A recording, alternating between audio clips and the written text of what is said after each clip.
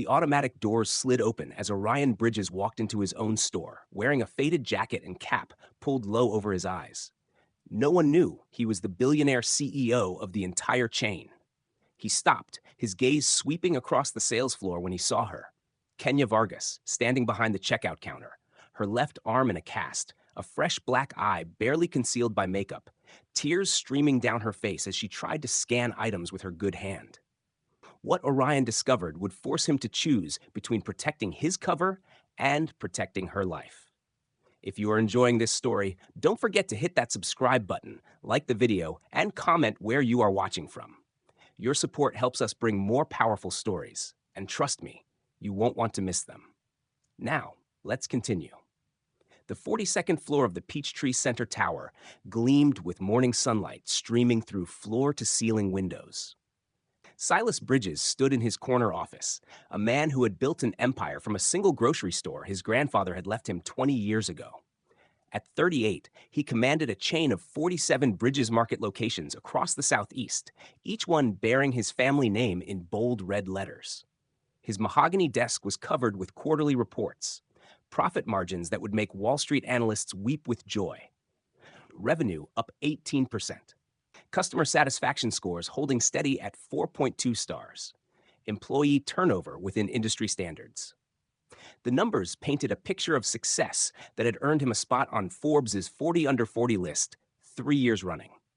Orion picked up his coffee, imported from a small farm in Colombia that he'd visited personally to ensure quality. The irony wasn't lost on him that he knew more about the farmers who grew his coffee beans than the employees who sold them in his stores.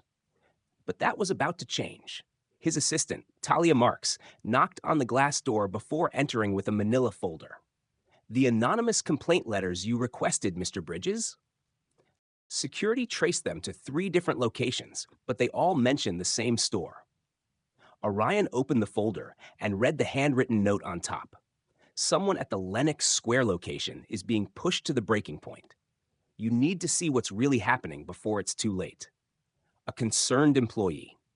The second letter was typed. "The manager at store number 23 is creating a hostile work environment. People are scared to speak up because they need their jobs. Please investigate before someone gets seriously hurt." The third was scrawled in desperate handwriting. "She comes to work with bruises and everyone pretends not to see. We want to help but don't know how. The system is failing her." Orion set down the letters, his jaw tightening. Store number 23 was his flagship location in Lenox Square Mall, the crown jewel of his empire. If there were problems there, they could spread throughout the entire chain. Sir Saylor asked, noting his expression. "Cancel my meetings for the next week. I'm going undercover." "Undercover? I'm going to work at store number 23 as a regular employee. I want to see what's really happening on the ground level." Saylor's eyes widened. "Sir, is that wise? If the media finds out, they won't." And Saylor, "Not a word to anyone, not even my brother." Across town in East Atlanta, Elara Vargas stood in front of her bathroom mirror, carefully applying concealer to the purple bruise around her left eye.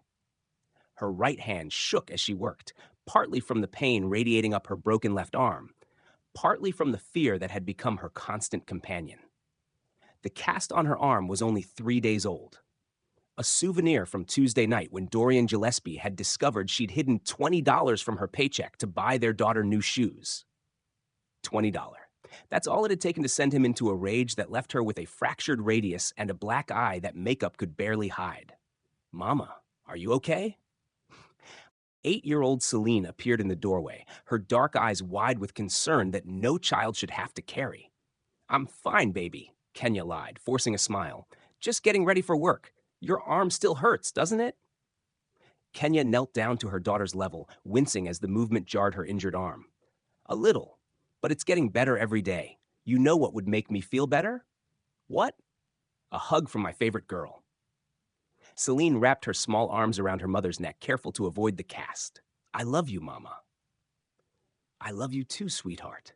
More than all the stars in the sky." From the living room came the sound of 6-year-old Asher watching cartoons, his laughter a bright spot in their dark apartment. Kenya had fought to keep that laughter alive, to shield her children from the worst of Ryden's violence. They knew Mama got hurt sometimes, but they didn't know why. They didn't know that the man they called Uncle Ryden was the source of their mother's pain. Kenya finished her makeup and checked the time. 7:15 a.m. She needed to leave in 10 minutes to catch the bus to Lenox Square. Missing the 7:30 bus meant being late, and being late meant facing the wrath of her supervisor, Griffin Joseph, who had already written her up twice this month for performance issues. She walked to the kitchen where Ryden sat at their small table, scrolling through his phone while eating the breakfast she'd prepared before tending to her injuries. He was a handsome man, 6't tall, with the kind of smile that had charmed her in college.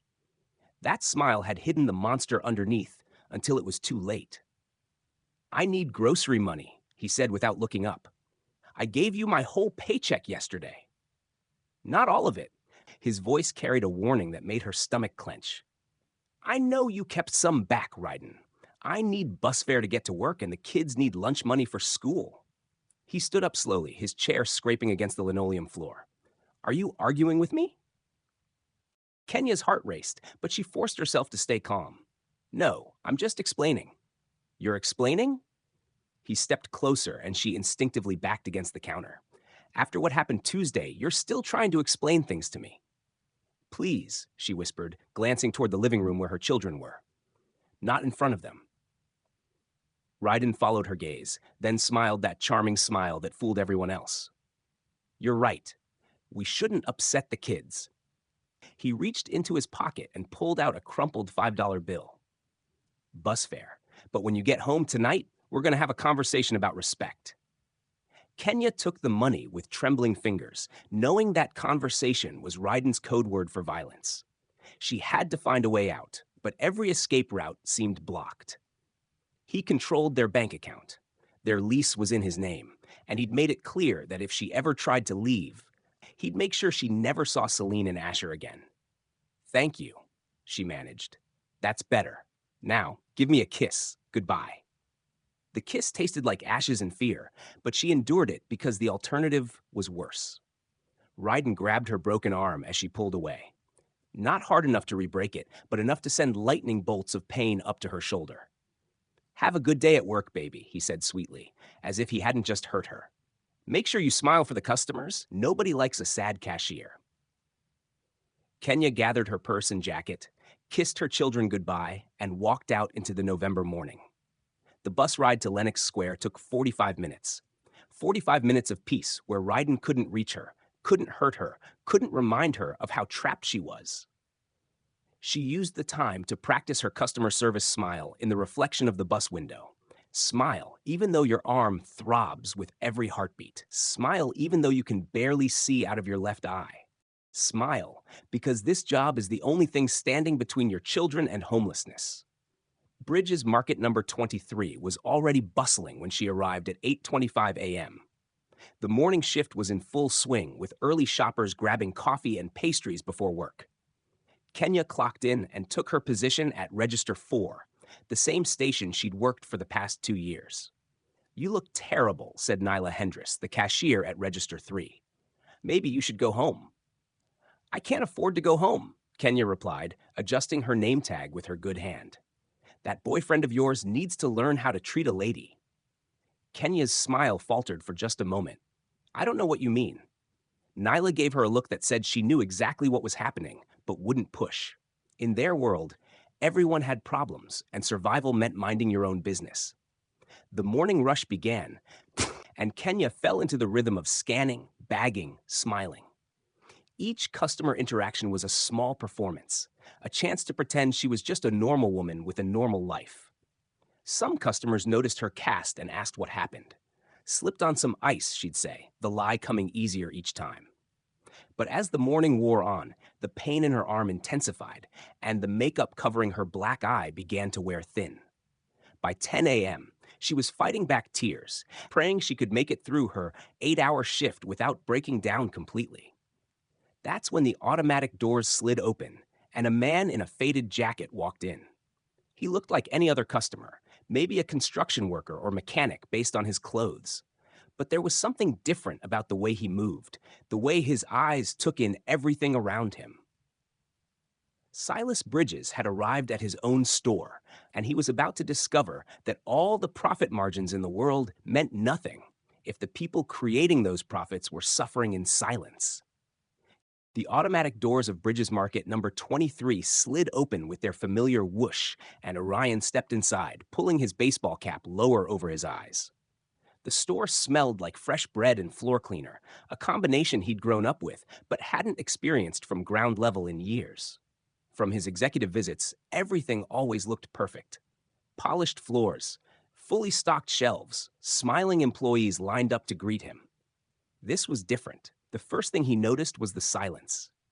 Not the comfortable quiet of a well-run store, but the heavy silence of people afraid to speak. Employees moved like ghosts, heads down, avoiding eye contact with customers and each other. The energy felt wrong, like a guitar string wound too tight, ready to snap. Orion approached the customer service desk where a tired-looking man in his 50s sat behind a computer screen. His name tag read Cedric Pugh, customer service manager. "Excuse me?" Orion said, keeping his voice casual. "I'm here about the part-time position. I called yesterday." Lawson looked up with the expression of someone who'd given up caring about anything beyond his next break. "You're the new guy, Dan, right?" "That's right, Dan Mitchell." Orion had chosen the fake name carefully. Something forgettable and common. "Fill this out." Lawson handed him a clipboard with employment forms. "When you're done, I'll get Dash to show you around. He's the floor supervisor." As Orion filled out the paperwork with false information, he observed the store's rhythm.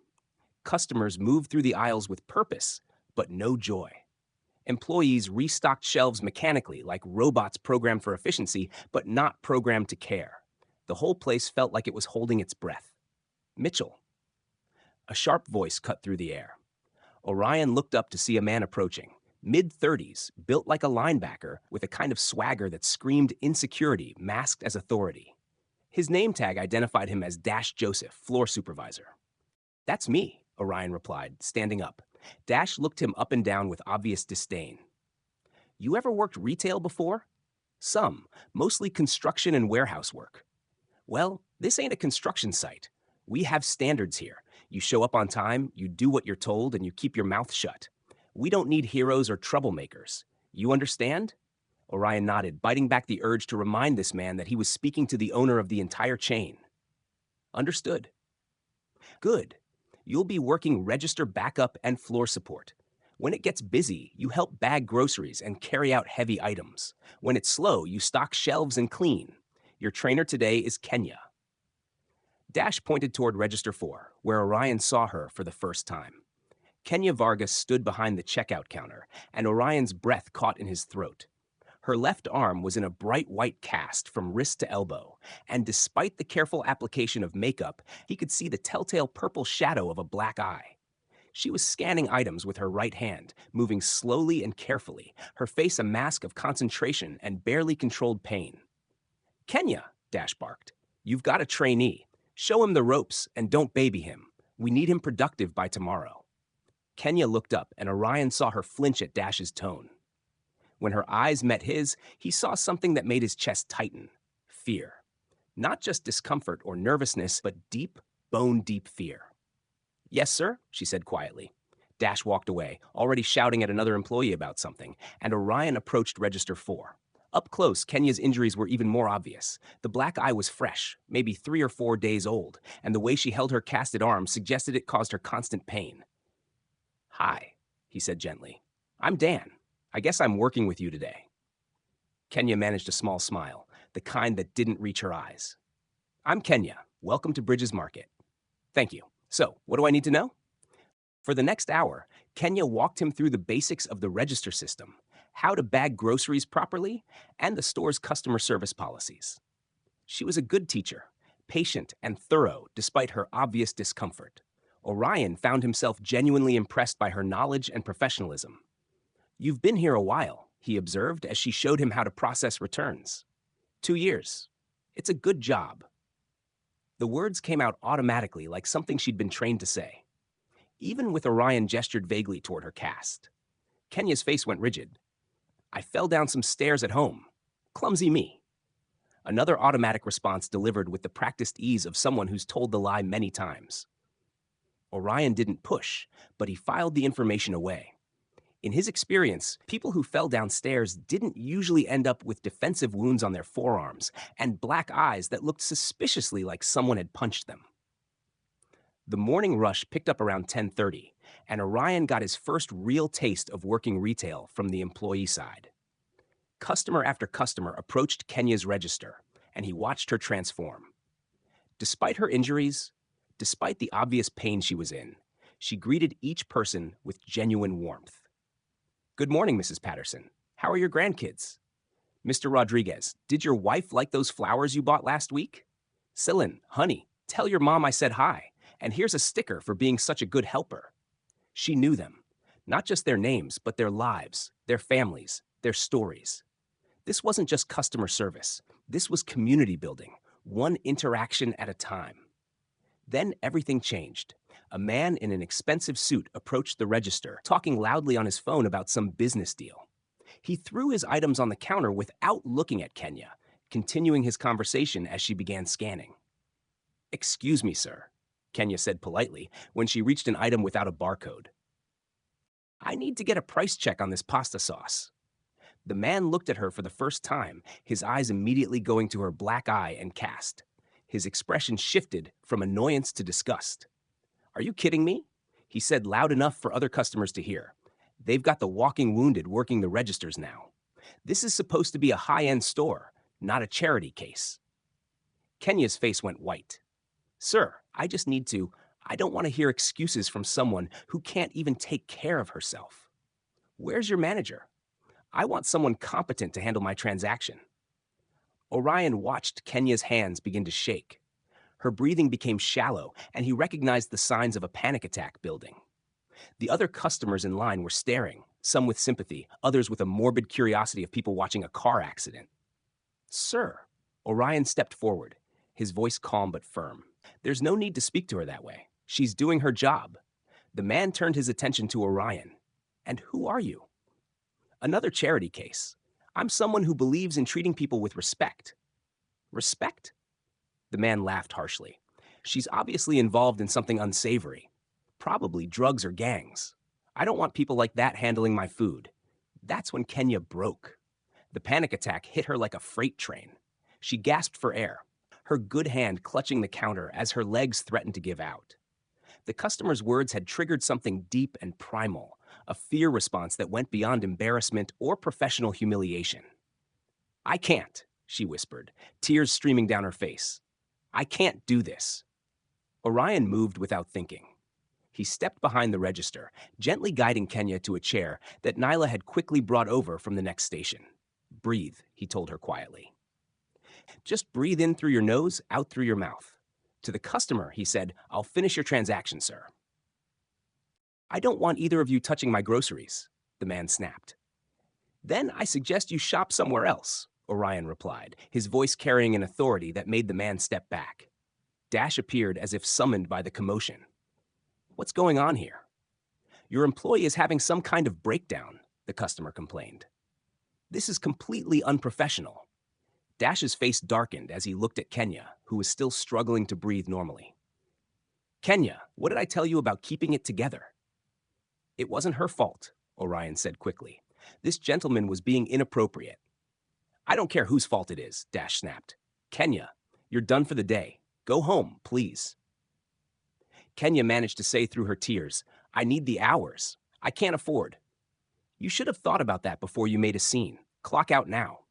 Orion watched Kenya's face crumble.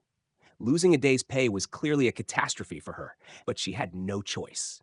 She stood on shaky legs, gathered her purse, and walked toward the employee break room to clock out. The customer, apparently satisfied that he'd caused enough damage, left without buying anything. The other customers in line dispersed, some shaking their heads in sympathy, others just wanting to avoid the drama. "And you, Dash," Orion turned to him, "mind your own business. You're here to work, not play hero." "Understood," Orion replied, but his mind was racing. As he watched Kenya disappear into the back of the store, he realized that the anonymous letters had been right. Someone was being pushed to the breaking point, and he just witnessed it firsthand. But this wasn't about poor management or workplace stress. This was about something much darker, much more personal. The woman who had just been humiliated and sent home without pay wasn't just an employee having a bad day. She was someone living in fear, someone whose injuries told a story that had nothing to do with falling downstairs. And for the first time in his privileged life, Silas Bridges understood that all the money and power in the world meant nothing if you didn't use it to protect the people who needed protection most. He had a choice to make. He could maintain his cover, gather more information, and handle this through proper corporate channels, or he could follow his instincts and find out what was really happening to Kenya Vargas. The decision would change both their lives forever. The employee break room smelled like microwaved leftovers and desperation. Orion found Kenya sitting at a small table in the corner, staring at her time card with the kind of devastation that comes from watching your lifeline slip away. Her good hand trembled as she calculated the hours she just lost.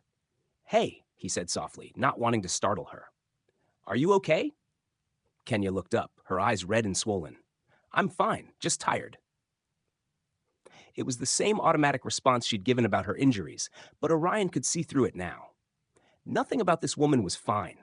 "That customer was way out of line," he said, sitting across from her.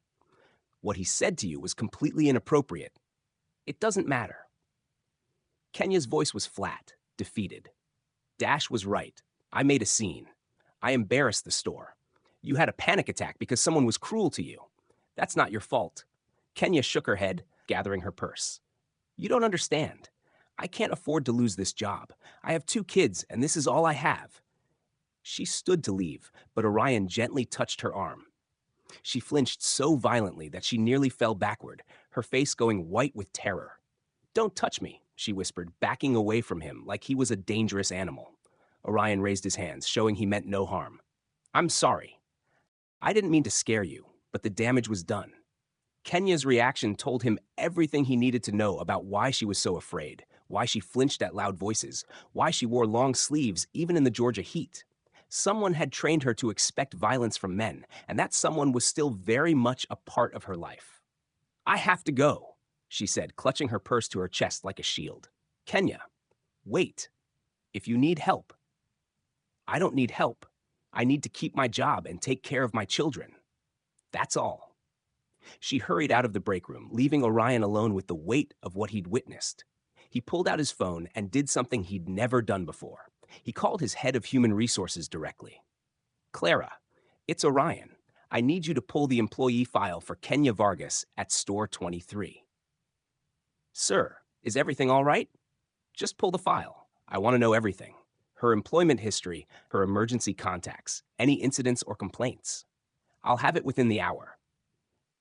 Orion hung up and returned to the sales floor where Dash was already assigning him to stock shelves in the canned goods aisle.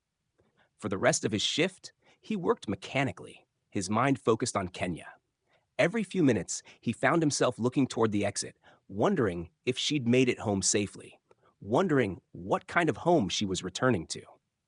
At 3 p.m., his phone buzzed with a text from Clara. "File attached. Call me when you've reviewed it." Orion stepped into the store's small office and opened the attachment. What he read made his blood run cold. Elara Vargas, age 29, hired 2 years ago as a part-time cashier. Excellent performance reviews. 0 customer complaints. 3 emergency contact numbers, all for the same person. Dorian Gillespie listed as boyfriend and father of children. But it was the incident reports that told the real story. 6 months ago, employee arrived at work with visible facial bruising. Claimed she fell downstairs. Offered company health insurance assistance, which she declined 4 months ago. Employee called in sick for 3 consecutive days. Returned to work with arm in sling. Stated she had fallen off a ladder while cleaning gutters 2 months ago. Employee appeared distressed during shift. Supervisor noted she seemed afraid to go home. Employee denied any problems when questioned last month. Employee's boyfriend came to store during her shift. Loud argument in parking lot observed by customers. Employee very upset afterward, but refused to discuss incident. The pattern was clear, and it made Orion sick to his stomach. Kenya wasn't clumsy. She wasn't accident prone. She was being systematically abused by the man who was supposed to love and protect her, and everyone at the store knew it, but felt powerless to help. The next morning, Orion arrived at work early, hoping to catch Kenya before her shift started. He found her in the parking lot, sitting in an old Honda Civic with a cracked windshield talking on her phone. Even from a distance, he could see the tension in her shoulders. The way she kept looking around as if expect danger, he approached carefully, not wanting to startle her again. When she saw him coming, she quickly ended her call and got out of the car. "Good morning," he said. "How are you feeling today?" "Better. Thank you for asking." The bruise around her eye had darkened overnight, and she'd applied even more makeup to try to hide it. "Listen, about yesterday, I wanted to apologize if I overstepped. I just hate seeing people treated badly." Kenya studied his face as if trying to determine whether he was genuine or had some hidden agenda. "You don't know me? Why do you care?" It was a fair question, and Orion struggled with how to answer it without revealing his identity. "I guess I was raised to believe that we should look out for each other, especially when someone's going through a hard time." "I'm not going through a hard time," she said automatically. "Kenya, I've seen the way you flinch when people raise their voices. I've seen how you hold your arm like it's causing you constant pain. And yesterday when I accidentally touched you, you looked at me like you thought I was going to hit you." Her face went pale. "You don't know what you're talking about." "Maybe not, but I know what fear looks like, and you're scared of something or someone." For a moment, her carefully constructed walls wavered. He saw the exhausted woman underneath, the one who was tired of pretending everything was fine when her world was falling apart. "Even if that were true," she said quietly, "there's nothing anyone can do about it.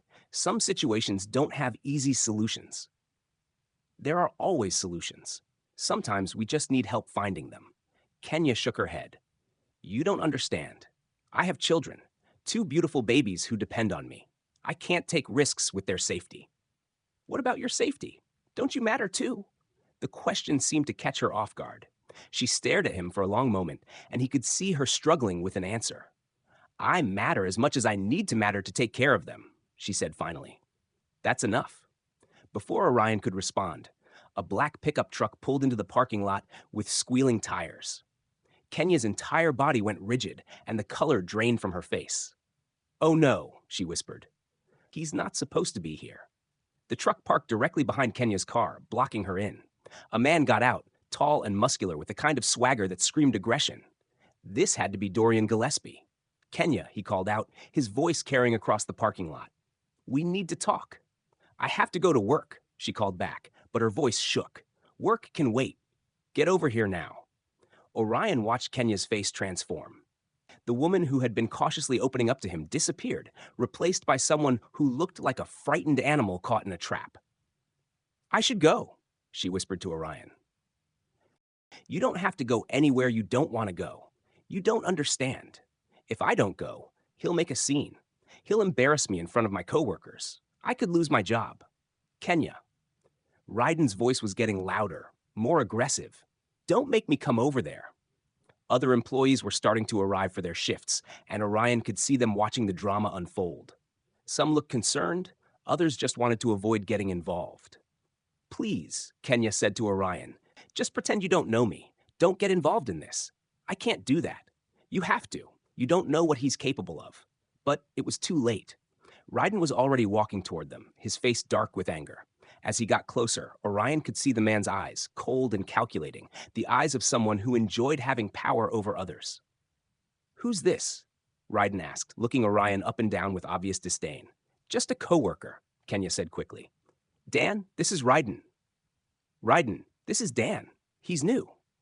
Ryden stepped closer to Orion, invading his personal space in a classic intimidation move. "You seem awfully interested in my girlfriend, Dan." "We were just talking about work," Orion replied calmly, though every instinct told him to step back. "Is that right?" Ryden's smile was cold and predatory. "Well, here's some free advice, new guy. Kenya's got enough problems without adding workplace drama to the mix. Maybe you should focus on your own business." "Maybe you should treat her with more respect," Orion said before he could stop himself. The words hung in the air like a challenge. Ryden's face darkened, and Kenya made a small sound of distress. "Excuse me." Ryden stepped even closer. "Did you just tell me how to treat my woman? I told you to treat her with respect." That shouldn't be controversial. Dan, please, Kenya whispered, but Orion couldn't back down now. You know what I think? Ryden said, his voice dropping to a dangerous whisper. I think you need to learn to mind your own business before you get hurt. Is that a threat? It's friendly advice. From one man to another. The tension in the parking lot was thick enough to cut. Other employees had stopped to watch, and Orion could see Dash approaching from the store entrance. Everything okay out here? Dash called out. Everything's fine, Ryden replied, never taking his eyes off Orion. Just having a conversation with Kenya's new friend. Well, conversation time's over. Kenya, you're already 5 minutes late for your shift. Kenya looked between Orion and Ryden, her face a mask of terror and desperation. I have to go, she said to both of them. We'll finish this later, Ryden said to Orion. Then to Kenya. And we definitely need to talk tonight about your choice of friends. As Ryden walked back to his truck, Orion saw him grab Kenya's good arm, squeezing just hard enough to make her wince. It was a message, a reminder of who was in control. Don't, Kenya whispered to Orion as they walked toward the store. Please don't try to help me. You'll only make things worse. But as Orion watched Ryden drive away, he knew he couldn't just stand by and do nothing. He'd seen enough to understand that Kenya was trapped in a cycle of abuse and her abuser was escalating. The question was, how could he help her without making her situation more dangerous? The answer would come sooner than he expected, and it would force both of them to make choices that would change their lives forever. Sometimes the most dangerous thing you can do is try to help someone who's drowning, but sometimes it's the only thing that matters. The morning shift at Bridges Market 23 felt different after Ryden's parking lot confrontation. Kenya moved through her tasks like a woman walking on thin ice. Hyper-aware of every sound, every movement around her, Orion worked the floor, restocking shelves and helping customers. But his attention kept drifting to register for where Kenya scanned items with mechanical precision. She hadn't spoken to him since they'd walked into the store together. Every time their eyes met, she looked away quickly, as if even acknowledging his existence might bring more trouble down on her head. At 11:30 a.m., the mall's security alarm began blaring. Attention shoppers and employees, came the announcement over the intercom. This is a security lockdown. Please remain calm and stay where you are until further notice. All exits are temporarily sealed for your safety. Orion looked around the store as customers began murmuring nervously. Dash appeared from the office, his radio crackling with chatter from mall security. What's going on? Asked Nyla from Register 3. Armed robbery at the jewelry store, Dash announced. Suspects are still in the mall. Nobody in or out until they catch them. The automatic doors had already locked, their sensors disabled. Customers gathered in small groups, some calling family members, others just waiting anxiously. The employees continued working, but the atmosphere was tense. How long do these things usually last? Orion asked Lawson. Could be 20 minutes. Could be 2 hours. Depends on whether they find the guys. Orion glanced at Kenya, who had gone pale at the announcement. She was gripping the edge of her register counter with her good hand, her breathing shallow. You okay? He asked, approaching her station. I need to call my kids, she said, her voice tight with panic. They get out of school at 3. If I'm not there, I'm sure this will be over by then. You don't understand. Ryden picks them up when I can't. And after this morning, after what you said to him, she trailed off, but Orion could fill in the blanks. Ryden would take his anger at Orion out on Kenya and possibly the children. Can you call someone else? A neighbor, maybe? Kenya shook her head. He doesn't let me have other people's numbers. Says I don't need friends when I have him. The isolation was another classic sign of abuse. Cut off the victim's support system. Make them completely dependent on their abuser. Orion felt sick thinking about how thoroughly Ryden had trapped her. Attention employees, Dash called out. Corporate says we stay open during the lockdown. Keep serving customers. Keep things normal. Break rooms available if anyone needs to sit down. Most of the customers seemed content to wait it out, browsing the aisles or sitting in the small seating area near the deli. But Kenya was clearly struggling. Her hands shook as she tried to scan items, and she kept glancing at the locked doors like a caged animal. Why don't you take your break? Orion suggested quietly. I can cover your register. I can't. Dash will write me up if I leave my station during a busy time. This isn't busy. Half the customers are just killing time. You don't understand. I can't afford any more write-ups. I'm already on thin ice after yesterday. But as she spoke, her breathing became more labored. The panic attack was building again, and this time there was nowhere to run. Kenya Orion said gently, You need to sit down. I'm fine. No, you're not. You're having a panic attack, and if you collapse at your register, that's going to be a lot worse than taking a break. She looked around the store, weighing her options. Finally, she nodded just for a few minutes. The break room was empty except for them. Kenya sat heavily in one of the plastic chairs, her head in her hands. I can't breathe, she whispered. Yes, you can. Look at me. Orion knelt in front of her chair. Breathe with me. In for 4 counts, hold for 4, out for 4. They breathed together for several minutes until her color returned and her hands stopped shaking. Thank you, she said quietly. You don't have to thank me. Are you feeling better? A little. It's just being trapped like this. It reminds me of Vavko. She stopped herself? Reminds you of what? Kenya was quiet for a long moment, staring at her hands. When she spoke, her voice was barely above a whisper. He locks me in sometimes when he's angry in the bedroom or the bathroom. Says, I need time to think about what I did wrong. Orion felt rage building in his chest, but he kept his voice calm. How long? Hours? Sometimes. Once it was all night. I missed work the next day because I was too weak to stand. Kenya, that's imprisonment. That's a felony. It's my word against his, and he's very convincing when he wants to be charming. People like him. What about your children? Do they know? They think I'm sick when it happens. Ryden tells them Mama needs rest, and they're not allowed to bother me. Her voice broke. They bring me drawings under the door, little pictures to make me feel better. Orion closed his eyes, trying to process the horror of what she was describing. How long has this been going on? It started small, just grabbing my arm too hard when he was upset, then pushing, then hitting. The locking me up started about 6 months ago after I tried to leave. You tried to leave? Kenya nodded. I took the kids to my sister's house in Savannah, but Ryden found us. He was so sorry, so convincing. Said he'd get help, go to counseling.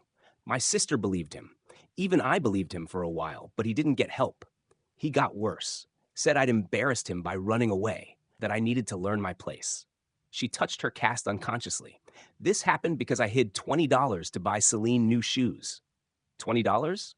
Kenya, you have to know this isn't your fault. Isn't it? She looked at him with eyes full of pain. I chose him. I brought him into my children's lives. I keep staying, keep making excuses. Maybe I deserve this. No. Orion's voice was firm. Nobody deserves to be hurt by someone who claims to love them. Nobody. You don't understand what it's like. I have no money, no family nearby, no friends. He made sure of that. If I leave, where do I go? How do I feed my kids? And he's made it clear that if I try to take them, he'll fight for custody. He has a good job, a clean record. I'm just a cashier with a history of accidents. There are resources, shelters, legal aid. Shelters are temporary, and legal aid lawyers are overworked. They can't compete with the expensive attorney Ryden would hire. She shook her head. I've thought about this every day for 2 years. There's no way out that doesn't put my children at risk. Orion wanted to tell her he could help, that he had the resources to get her and her children somewhere safe, to hire the best lawyers money could buy. But he couldn't reveal his identity without destroying the trust they'd built. What if there was a way? He asked carefully. What if someone could help you disappear? Get you and the kids somewhere safe with enough money to start over? Kenya laughed bitterly. That's a fairy tale.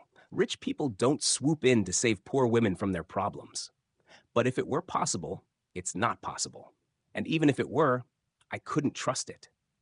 Ryden has taught me that when something seems too good to be true, it usually is. They sat in silence for a moment, the weight of her situation settling between them. Outside the break room, they could hear the normal sounds of the store continuing to operate despite the lockdown. Can I ask you something? Kenya said suddenly. Of course. Why do you care? You barely know me. Most people see the bruises and look the other way. It's easier that way. Orion thought about how to answer without revealing too much. I had a sister once, older than me. She got involved with a guy who hurt her. It wasn't entirely a lie. His cousin Marisa had been in an abusive relationship in college, though she'd gotten out before it escalated to physical violence. What happened to her? She asked. She got away, but it took her years to trust anyone again. And she only escaped because she had family support, money, resources. Not everyone is that lucky. No, Kenya agreed quietly. Not everyone is. The thing is, she always said the worst part wasn't the fear or the pain. It was feeling invisible, like she was screaming for help and nobody could hear her. Kenya's eyes filled with tears. That's exactly what it's like. So, when I see someone who might be going through the same thing, I can't just walk away. Even if I can't fix everything, maybe I can make sure they know they're not invisible. You're a good person, Dan. But good people can get hurt trying to help people like me, people like you, broken people, complicated people, people with dangerous boyfriends who don't like interference. You're not broken. You're surviving an impossible situation with grace and strength. That's not broken. That's heroic. Kenya stared at him for a long moment. I haven't felt heroic in a very long time. Maybe it's time to start. Before she could respond, Dash's voice came over the intercom. All employees back to your stations. Lockdown's over. Suspects are in custody. As they walked back to the sales floor, Orion could see something had shifted in Kenya. Not hope exactly, but maybe the beginning of it. For the first time since he'd met her, she wasn't looking at the ground. Dan, she said as they reached her register. Yeah, thank you for listening, for not judging. It's been a long time since anyone did that anytime. But as the afternoon wore on, Orion couldn't shake the feeling that time was running out. Ryden's confrontation that morning had been a warning, and men like him didn't make idle threats. If Orion was going to help Kenya, he needed to act soon. The question was, how far was he willing to go to save someone he barely knew? And what would happen when Ryden discovered that his girlfriend had found an ally? The answers would come sooner than either of them expected. When someone trusts you with their darkest secret, it becomes your responsibility too. The rest of the afternoon passed quietly, but Orion could sense the change in Kenya. She moved with less tension in her shoulders, spoke to customers with genuine warmth instead of forced politeness. It was as if sharing her burden had lightened it, even just a little. At 4 p.m. during the shift change, Orion found himself alone with Kenya as she counted down her register. The evening crew was filtering in, and the store had that transitional energy of one team handing off to another. Can I ask you something? Orion said, pretending to organize receipt paper while keeping his voice low. Sure. Earlier, you mentioned you tried to leave once. What made you try? Kenya's hand stilled on the cash drawer. For a moment, he thought she wouldn't answer. Then she spoke, her voice distant, as if she were remembering a different life. Celine came home from school with a black eye. Orion's blood went cold. He hit your daughter? No, not directly. Kenya's voice was carefully controlled. She got in a fight at school. Another kid said something about her mama always having bruises. Asked if we were poor because we couldn't afford to be careful. Jesus. Celine didn't understand what the kid meant, but she defended me. Got into a fist fight over it. Kenya's voice cracked slightly. My 8-year-old daughter got hurt defending me from something she doesn't even understand. That's when you decided to leave. That's when I realized my problems had become her problems. That night, I looked at both my kids and saw how they flinched when Ryden raised his voice. How they'd learned to be quiet when he was in a bad mood. How they'd started walking on eggshells in their own home. Kenya finished counting the 20s and moved to the 10s, her movements mechanical as she continued her story. I had been telling myself I was protecting them by staying, that a broken home was worse than a tense one. But seeing Celine's black eye, knowing she got it because of my situation, I couldn't lie to myself anymore. So you took them to your sister's. My sister Camille, she lives in Savannah with her husband and their 2 kids. I thought we'd be safe there, that Ryden wouldn't follow us 3 hours away. But he did. Kenya nodded, her jaw tightening. He showed up 2 days later with flowers and tears. Said he'd been worried sick that he'd already started seeing a therapist. He was so convincing, so broken up about almost losing us. Your sister believed him. Everyone believed him. Ryden can be incredibly charming when he wants to be. He's handsome, well-spoken, has a good job in construction management. He told my sister he'd been under stress at work, that he'd been drinking too much, but that losing us had been his wake-up call. Orion watched her face as she spoke, seeing the pain of that betrayal still fresh after all this time. He even brought documentation, proof that he'd enrolled in anger management classes, a letter from a therapist saying he was committed to change. My sister was impressed.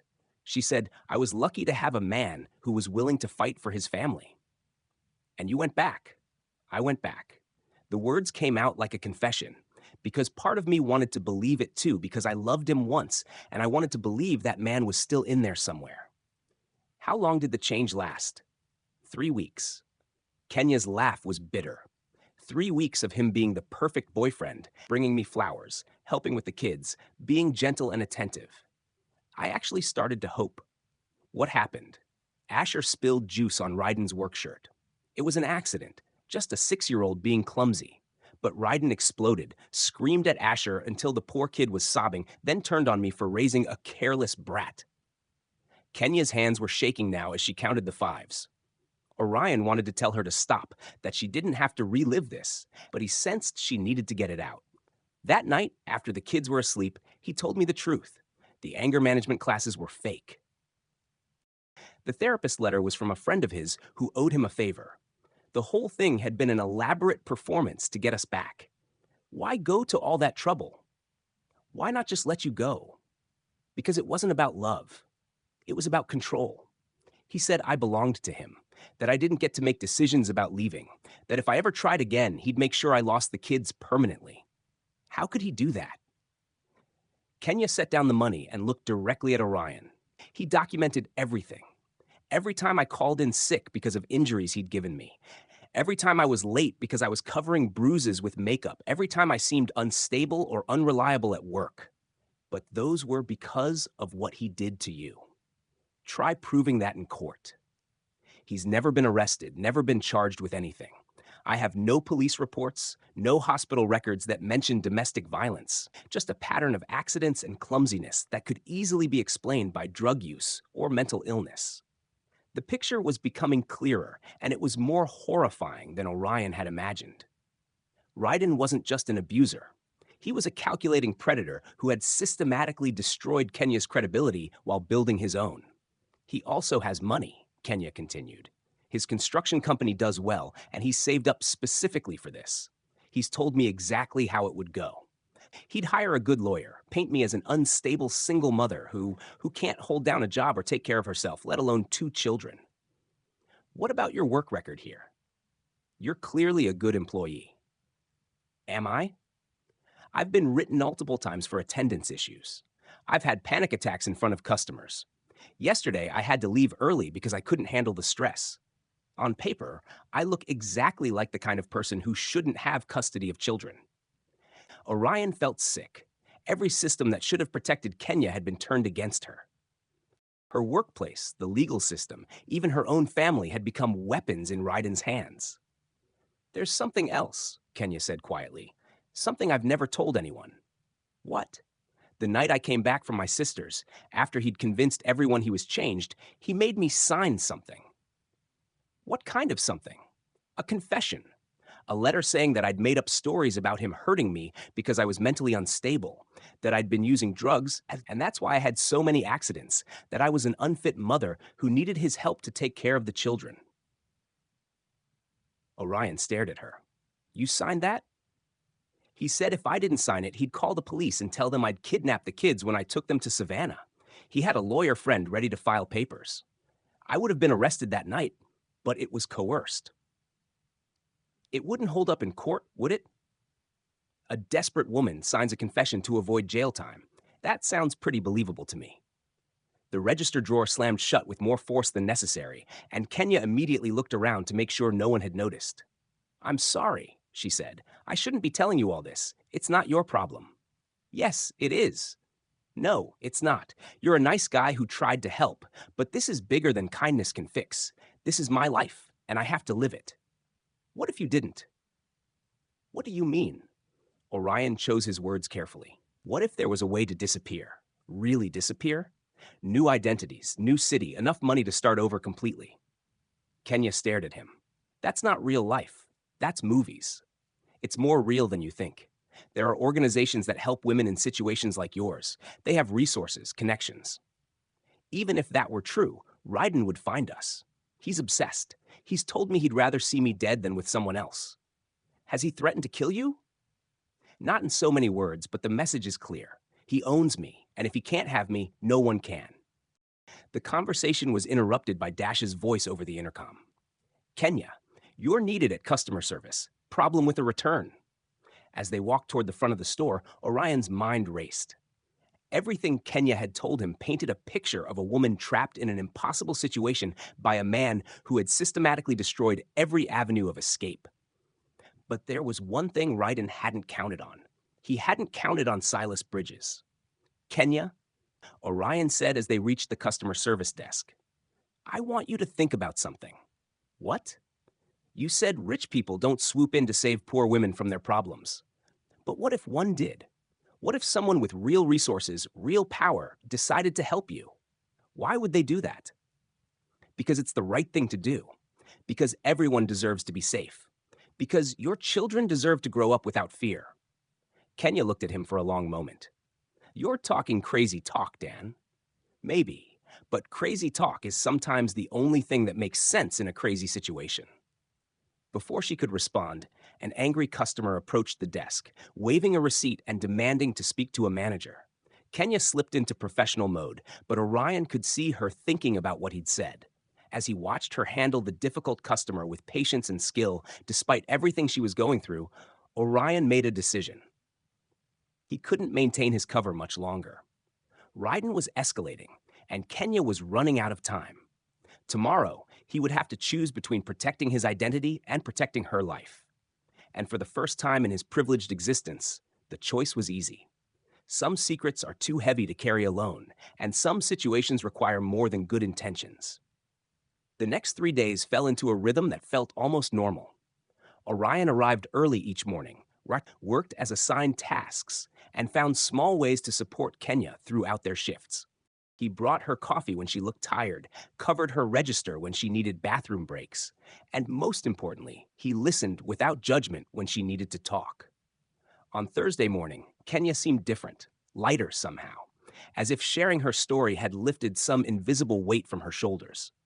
She even smiled at a few customers, real smiles that reached her eyes. You seem better today, Orion observed as they restocked the candy display together.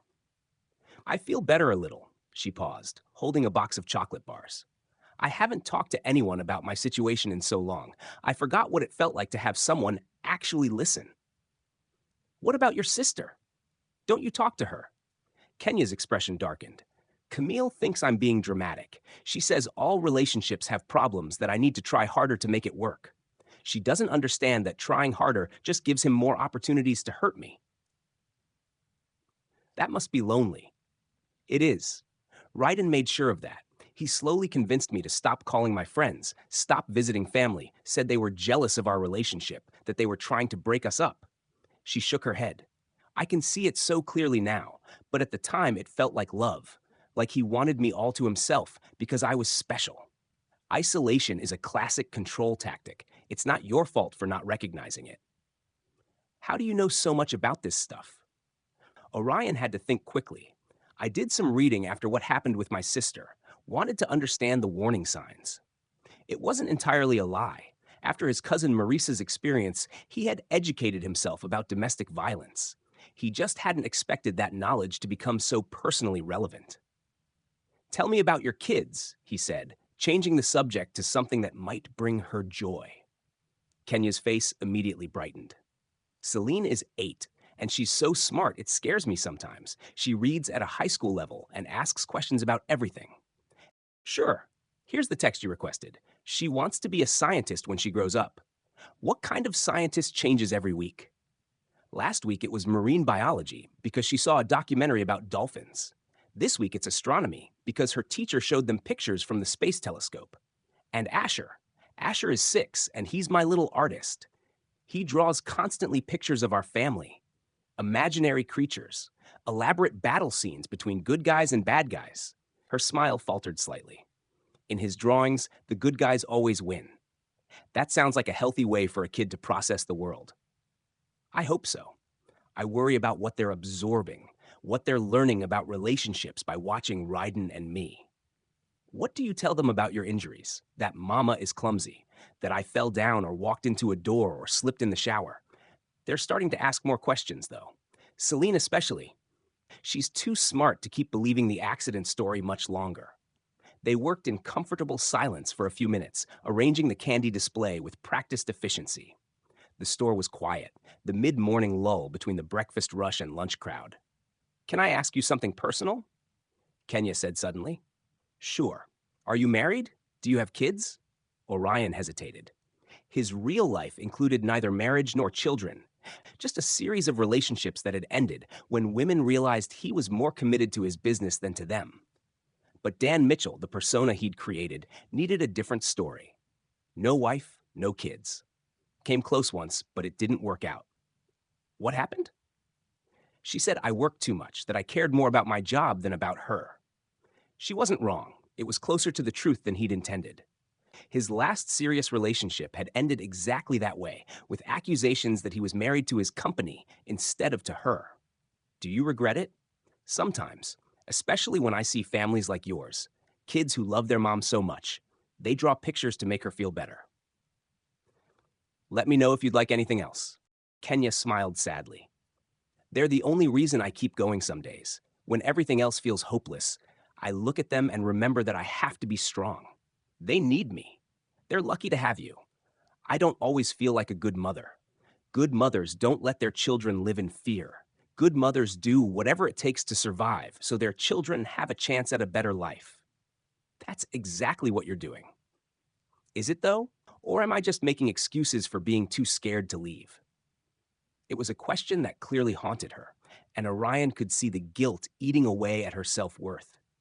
Kenya, you're not scared. You're smart. You've calculated the risks, and right now staying feels safer than leaving. That's not cowardice. That's survival. But what if I'm wrong? What if staying is actually more dangerous? What do you mean? Kenya glanced around to make sure they weren't being overheard. What then lowered her voice? He's getting worse, more violent, more unpredictable. Last week, he threw a plate at the wall because dinner was 5 minutes late. The kids were terrified. Has he ever hurt them directly? Not yet, but I can see him thinking about it sometimes. When Asher is being loud or when Celine asks too many questions, there's this look in his eyes like he's considering it. That's escalation. It means the situation is becoming more dangerous, not less. I know, that's what scares me. I keep thinking maybe I should try to leave again. But then I remember what happened last time, how he found us, how he convinced everyone I was the problem. What if this time was different? What if you had help? What kind of help? Orion was walking a tightrope. He wanted to offer her real assistance, but he couldn't reveal his identity without destroying the trust they'd built. There are organizations, domestic violence shelters, legal aid societies, victim advocates, people who understand what you're going through and know how to help. I've looked into that. The waiting lists are months long, and most shelters can only house families for 30 days. What happens after that? There are transitional housing programs, job training, financial assistance, all of which require paperwork, documentation, proof of abuse, and all of which Ryden could challenge in court with his expensive lawyers. She was right, and they both knew it. The system was designed to help, but it was also overwhelmed and underfunded. For someone in Kenya's situation with an abuser who had systematically destroyed her credibility, traditional resources might not be enough. What if money wasn't an issue? Orion asked carefully, what if you had enough resources to disappear completely? New identities, new city, enough money to start over. Kenya stopped arranging candy and stared at him. Why do you keep talking about this fantasy scenario? It's not real. But if it were real, if someone offered you that kind of help, would you take it? Of course I would. But Dan, that's not how the world works. Rich people don't just decide to save random cashiers from their problems. Some do. Name one. Orion couldn't, at least not without revealing who he was. But he could plant seeds, make her think about possibilities she dismissed as impossible. There are anonymous donors who fund domestic violence programs, wealthy people who've been touched by this issue somehow and want to help. Even if that were true, how would they find me? How would they know I need help? Maybe they wouldn't find you. Maybe you'd find them. What does that mean? Before Orion could answer, his phone buzzed with a text message. He glanced at it and felt his blood run cold. The message was from an unknown number. Tell your girlfriend to stay away from my woman, or you'll both regret it. Ryden had somehow gotten his phone number. Everything okay? Kenya asked, noticing his expression. Yeah, just work stuff. He deleted the message, but his mind was racing. How had Ryden gotten his number? Had he been watching them following Kenya to work? Dan, you look pale. What's wrong? Nothing. I just remembered I need to make a phone call. He excused himself and stepped into the store's small office, closing the door behind him. His hands shook as he called his head of security. Damien, it's Orion. I need you to run a background check on someone. Dorian Gillespie works in construction management in Atlanta. Sir, is everything all right? You sound stressed. Just run the check. I need to know everything about this guy. Criminal history, financial records, employment history, everything. I'll have it within the hour. Orion hung up and stared at his phone. The text message was a clear escalation, a sign that Ryden was feeling threatened by Orion's friendship with Kenya, which meant the situation was about to get much more dangerous.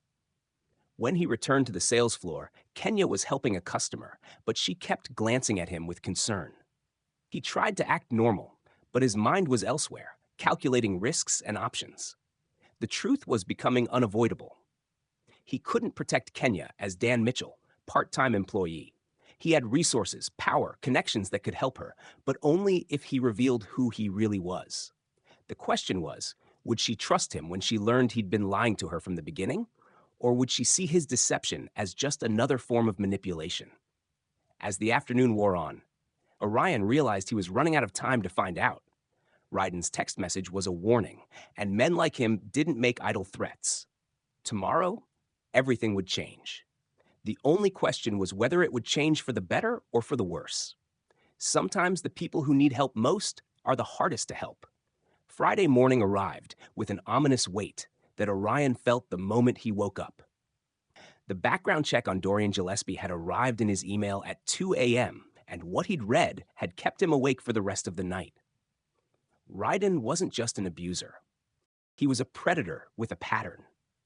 2 previous girlfriends had filed restraining orders against him, both of which had mysteriously been dropped after the women moved out of state. A former coworker had accused him of harassment, but the complaint had been withdrawn after she suddenly quit her job.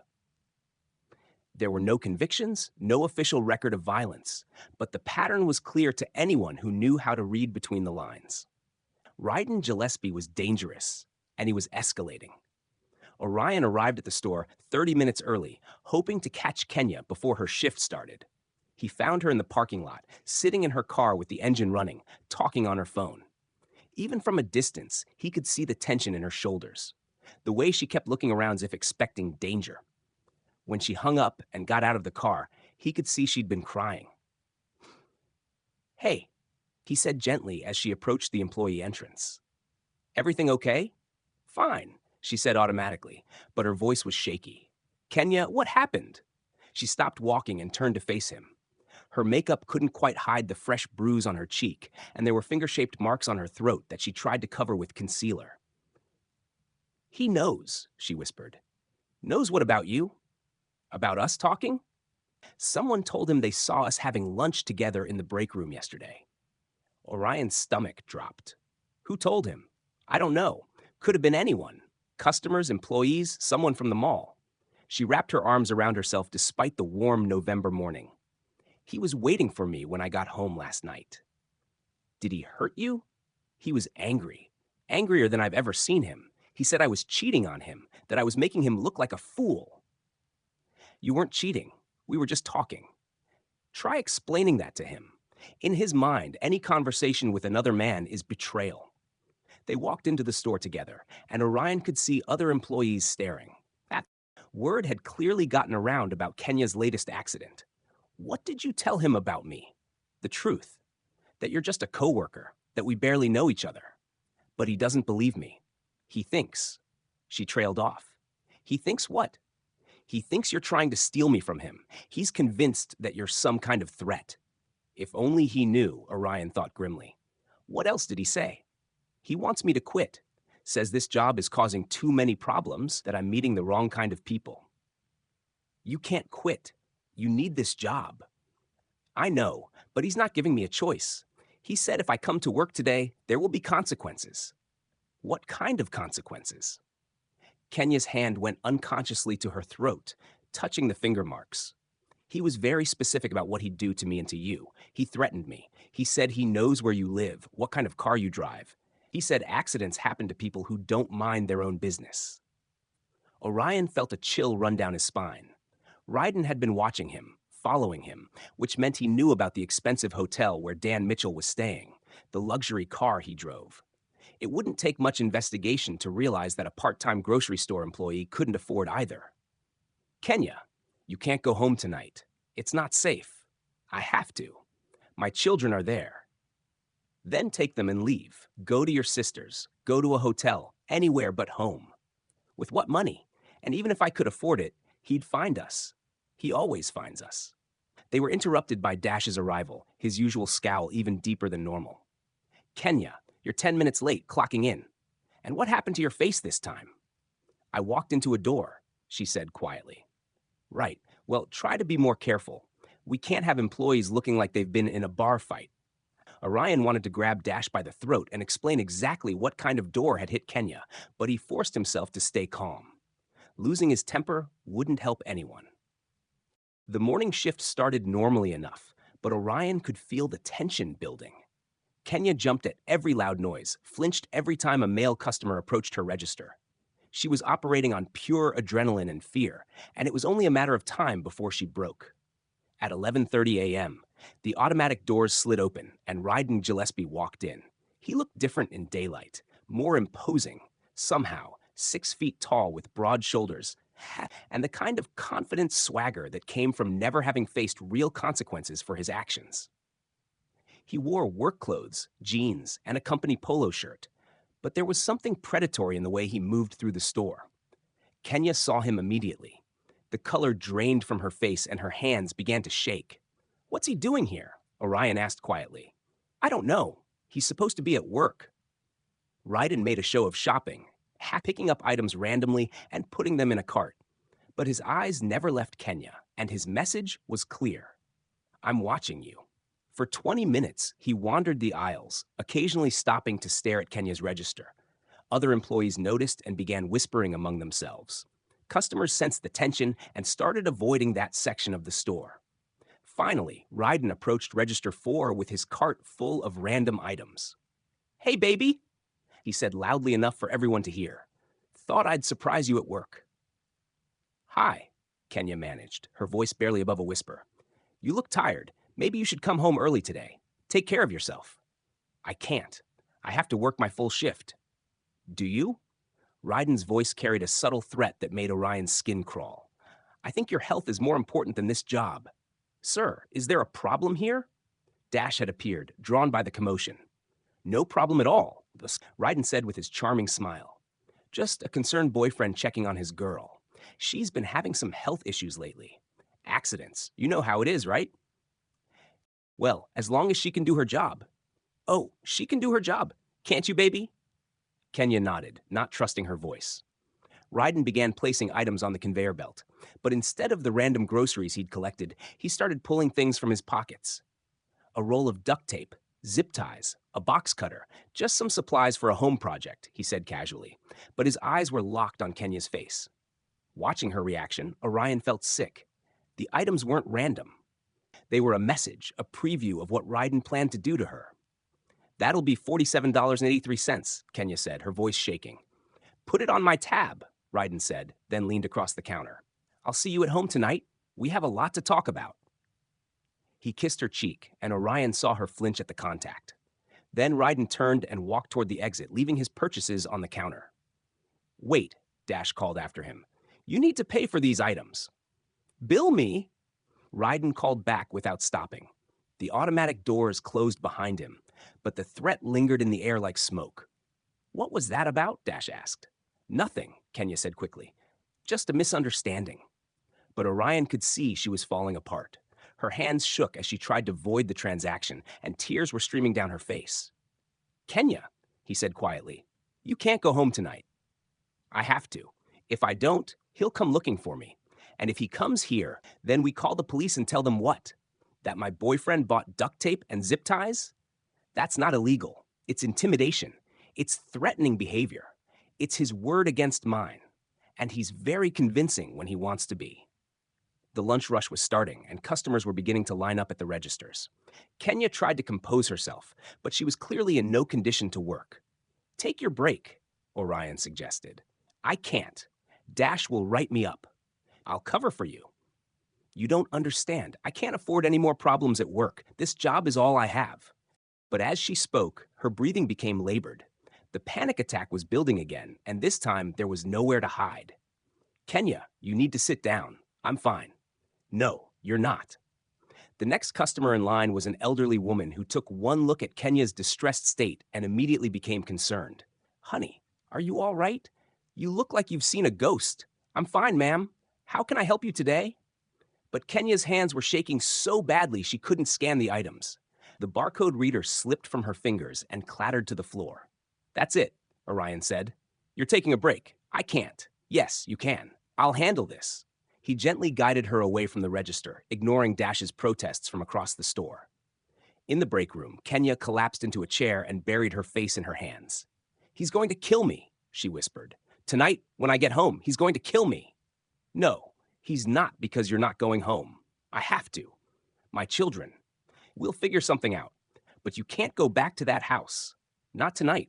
You don't understand. There's nowhere else to go. No one else who can help. Orion looked at this broken woman, this mother who was willing to die to protect her children, and made a decision that would change both their lives forever. Yes, there is, he said quietly. There's me, Dan. You're sweet, but you can't. My name isn't Dan, he interrupted, and I can help you more than you know. Kenya looked up at him, confusion replacing fear for a moment. What do you mean? Orion took a deep breath. It was time to tell the truth, even if it meant losing her trust forever. My name is Silas Bridges. I own this store. I own this entire chain, and I'm going to make sure you and your children are safe, no matter what it takes. The silence that followed was deafening. Kenya stared at him as if he just told her he was from another planet. That's not possible, she whispered. It's true. I came here undercover because of anonymous complaints about employee mistreatment. I never expected to find. He gestured helplessly. You're lying. I'm not. And I can prove it. But before he could say anything else, the break room door burst open and Dash stormed in. What the hell is going on, Kenya? You've got customers waiting, and you're back here having another breakdown. She's done for the day, Orion said, standing up. Who asked you? You're just a part-time employee. You don't get to make decisions about. Actually, I do. Orion pulled out his phone and showed Dash's contact information. Call corporate. Ask them who Silas Bridges is. Dash's face went white as he read the screen. That's impossible. I'm the owner of this company, and you're fired. The words hung in the air like a thunderclap. Kenya stared at Orion with a mixture of shock, betrayal, and something that might have been hope. You lied to me, she whispered. Yes, but everything else was real. My concern for you, my desire to help, all of that was real. Why should I believe you? Because, Orion said, pulling out his wallet and showing her his real ID. I'm about to risk everything I've built to keep you safe. Outside the break room, they could hear Dash on the phone, his voice rising as he tried to explain the situation to someone at corporate. But Orion's attention was focused entirely on Kenya, waiting to see if she would trust him with her life. The next few minutes would determine whether his revelation would save her or destroy the fragile bond they'd built. Sometimes the truth is the most dangerous thing you can offer someone. When have you had to choose between honesty and safety? The break room felt like it had shrunk to the size of a closet. Kenya stared at Orion's driver's license, her eyes moving between the photo and his face as if she couldn't quite process what she was seeing. Silas Bridges, she read aloud, CEO Bridges Market Corporation. Yes, you're really him. The billionaire who owns all of this. I am. Kenya set the ID down on the table with trembling fingers. So everything you told me was a lie. Not everything. My concern for you is real. My desire to help is real. The story about my sister, that was my cousin, but the situation was real. But Dan Mitchell doesn't exist. No, he doesn't. Kenya stood up abruptly, pacing to the small window that looked out over the parking lot. I told you things, personal things, things I've never told anyone. I know. And the whole time you were lying to me, I was trying to understand what was happening in my stores. I never expected to meet someone like you. Someone like me? Her voice was sharp now, anger cutting through the shock. You mean someone pathetic enough to fall for your act? Someone brave enough to survive what you've survived. Someone strong enough to keep going when most people would have given up. Kenya whirled around to face him. Don't. Don't try to make this about my strength. This is about your deception. You're right. I lied to you, and I'm sorry. But Kenya, we don't have time for this right now. Ryden is escalating, and you're in real danger. How do I know this isn't just another lie? How do I know you're not just some rich guy who gets off on playing with poor people's lives? The accusation hit Orion like a physical blow, because I'm about to prove it to you. He pulled out his phone and made a call. Damien, it's Orion. I need a full security detail at Bridges Market number 23 immediately, and I need you to coordinate with Atlanta PD for protective custody for a domestic violence victim and her 2 children. Sir, what's the situation? I'll explain later. Just get here now. He hung up and looked at Kenya, who was staring at him with wide eyes. What did you just do? I called my head of security. He's former FBI and he has connections with law enforcement. Within the hour, you'll have police protection. I can't afford police protection. You're not paying for it. I am. Why? Because it's the right thing to do. Kenya shook her head. Rich people don't just decide to save random cashiers. There has to be something in it for you. What could possibly be in it for me? I don't know. Maybe you think I'll be grateful enough to sleep with you. Maybe you get some kind of thrill from playing hero. Orion felt his temper flare, but he forced himself to stay calm. Is that really what you think of me? I don't know what to think. A week ago, you were Dan, a nice guy who worked construction. Now you're telling me you're a billionaire who wants to save my life. It's a lot to process. I understand that. But Kenya, we're running out of time. Ryden made his intentions clear with those items he brought to your register. He's planning to hurt you tonight. So, what's your solution? You wave your magic billionaire wand and make all my problems disappear. Something like that. Yes. And what happens to my children while you're saving me? They're at school right now, completely unprotected. If Ryden decides to take his anger out on them, Orion pulled out his phone again. What school do they attend? Why? Because I'm going to make sure they're safe too. Riverside Elementary. But you can't just Orion was already dialing. This is Orion Bridges. I need to speak to the principal at Riverside Elementary. It's an emergency involving the safety of 2 students. Kenya watched in amazement as Orion was connected within seconds, his name apparently carrying enough weight to bypass all normal protocols. Principal Martinez, this is Silas Bridges from Bridges Market Corporation. I need to arrange immediate protective custody for 2 students, Celine and Asher Vargas. Their mother is a victim of domestic violence, and we have reason to believe the children may be in danger. He listened for a moment, then continued, I'm coordinating with Atlanta PD. Officers should be there within 30 minutes to escort the children to a safe location. Yes, I'll take full responsibility. When he hung up, Kenya was staring at him with a mixture of awe and terror. You just did that. You just made one phone call and arranged protection for my children. Yes, how? Money talks. Influence opens doors, and when you tell people that children are in danger, they tend to listen. But what if you're wrong? What if this just makes everything worse? How could it be worse? Kenya, you told me yourself that you think he's going to kill you tonight. At least if I go home, I know where he is. I know what to expect. This is chaos. Orion could see the fear in her eyes, and he realized that for someone who had lived under Ryden's control for so long, the unknown was more terrifying than the familiar danger. I know this is scary. I know you don't trust me right now, but I'm asking you to take a leap of faith. Why should I? Because the alternative is going home to a man who bought duct tape and zip ties and told you there would be consequences for talking to me. Before Kenya could respond, there was a commotion outside the break room. Raised voices, the sound of someone arguing with the store employees. Where is she? The voice was unmistakably Ryden's, and it was getting closer. Kenya went white. He's here. He's not supposed to be here. Stay calm, Orion said. But his own heart was racing. The break room door burst open and Ryden filled the doorway. His face was flushed with anger, and there was something wild in his eyes that made Orion's blood run cold. There you are, Ryden said, his voice deceptively calm. I've been looking for you. I'm at work, Kenya said, backing away from him. You can't be here. Can I? I'm a paying customer. I have every right to be here. Sir, you need to leave, Orion said, stepping between Ryden and Kenya. Ryden's attention shifted to him, and Orion saw recognition flicker in his eyes. Well, if it isn't the hero. I've been doing some research on you, Dan. Very interesting what I found. I don't know what you're talking about. Don't you see? I followed you to your hotel last night. Fancy place, expensive car. Made me curious about what kind of construction worker can afford the Four Seasons. Orion's stomach dropped. Ryden knew. So I did a little digging, made some calls, and you know what I discovered? There is no Dan Mitchell working construction in Atlanta. But there is a Silas Bridges who owns this whole chain of stores. Ryden, please. Kenya said just leave. We can talk at home. Oh, we'll definitely talk at home. But first, I want to have a conversation with your new boyfriend here. He's not my boyfriend. He's just what? Just a billionaire who's been playing dress up to get close to you.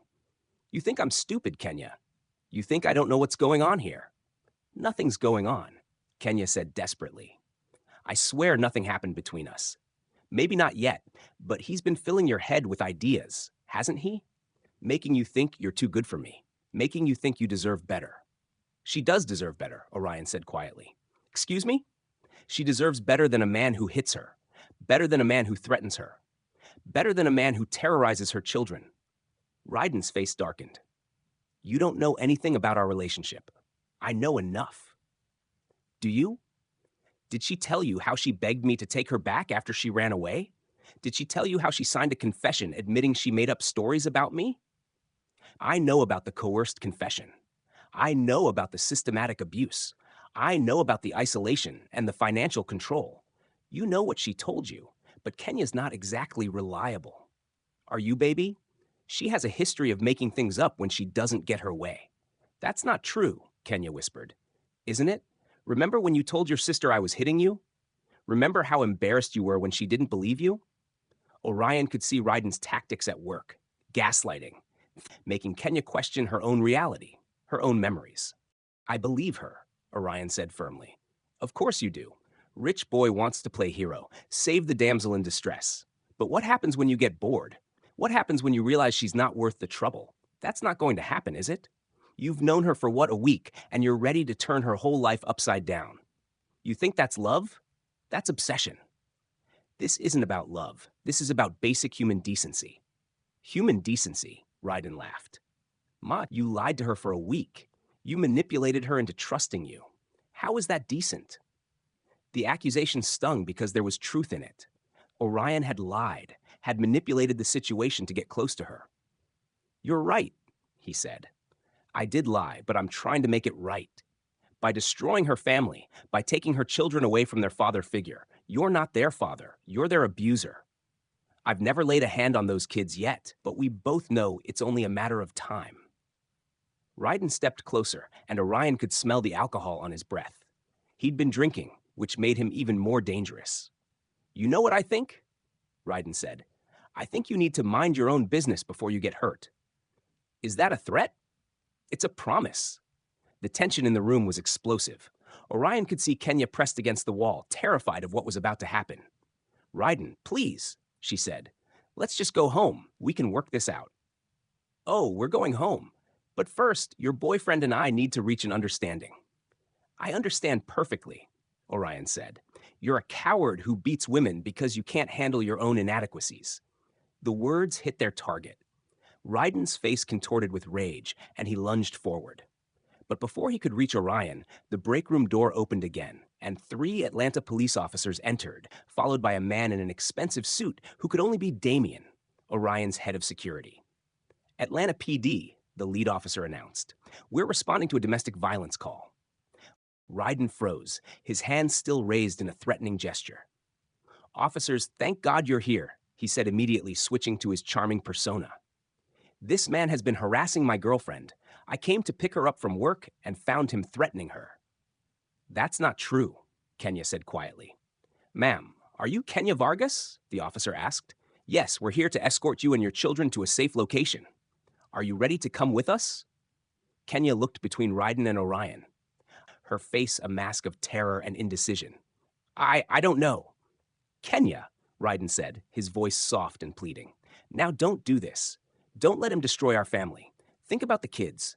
Think about what this will do to them. Think about what staying will do to them, Orion countered. Ma'am, the officer said gently, the decision is yours, but we can't protect you if you don't want our protection. Kenya closed her eyes, and Orion could see her struggling with the biggest decision of her life. Stay with the familiar hell or trust a man who had lied to her to lead her into an uncertain future. When she opened her eyes, they were filled with tears, but also with something Orion hadn't seen before. Determination. I'll go with you, she said quietly. Kenya, no? Ryden pleaded. Please, baby, don't do this to us. I'm sorry, she whispered, but I can't do this anymore. As the officers escorted her out of the break room, Ryden turned to Orion with pure hatred in his eyes. This isn't over, he said. You have no idea what you've just started. Yes, I do, Orion replied. I've started the end of your reign of terror. But as he watched Ryden being led away in handcuffs for threatening behavior, Orion knew the man was right about one thing. This was far from over. Sometimes the bravest thing you can do is trust someone who's already broken your trust once. When have you had to choose between the devil you know and the angel you're not sure about?